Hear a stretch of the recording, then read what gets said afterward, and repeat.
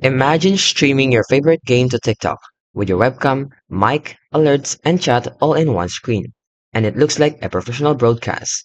So how to do it? So first you'll need to stream games on TikTok is to have minimum followers and age requirements. Go check your account if you have at least 1,000 followers and you must be 18 or older. Then you want to open the TikTok Live Studio and get a stream key. So from there, just open your TikTok Live Studio, get a stream key and connect it to your OBS or whatever streaming platform that you use. Then you need to have a reliable internet connection.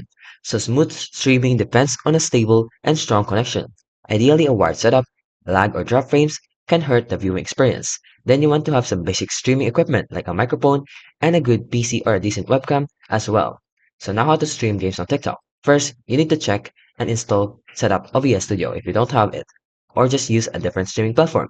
Then you want to add your gameplay, webcam, and audio, and you can now start going live. You can now start showing your gameplay to TikTok. If you like this video, don't forget to like, subscribe, and turn on the notification for more tutorial videos.